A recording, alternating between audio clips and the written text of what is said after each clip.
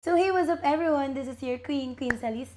Tara, samahan niyo ako guys dahil titikman natin ang bagong-bagong product ng Papa Cheats Restaurant. So meron sila guys na ube cheesy ensaymada.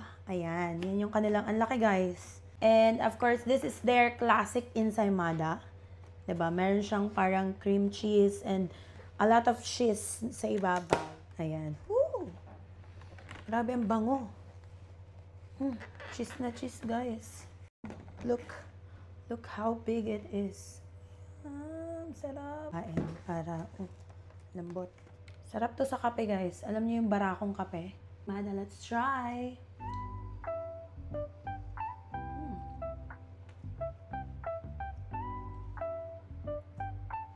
Sarap.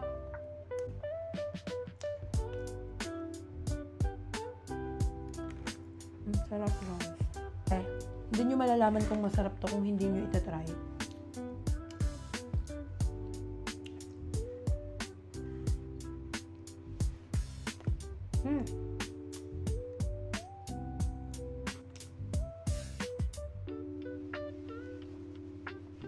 Sarap ng classic ensaymada guys. Gusto ko na tuloy magkape.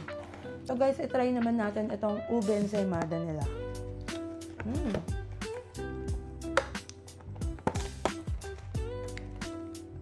Totoong ube. Ito oh.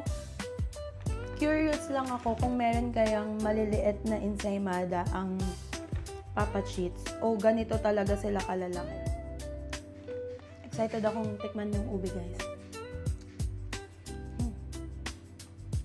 Usually, alam niyo yung bread, kapag nirarap siya, di ba parang tumitigas siya?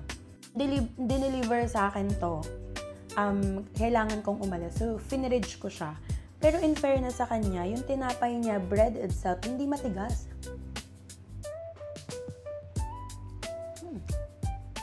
Totoong ube. Yan ang mga ube. Mag-go kayo sa ube ensaymada nila. Pero ako mas nagustuhan ko itong classic ensaymada nila. Dahil mahilig ako sa ma-cheesy eh. Though may mga cheese naman to, pero gusto ko yung pagka-blend nung sweet nito. So yeah, that's it guys. Thank you so much for watching. And if you want to try this ube ensaymada and classic ensaymada, you can check Papa Cheats Restaurant. Ayan, pwede kayong umorder via online or you can go to their restaurant. So that's it guys. So thank you for watching. Bye! Mwah!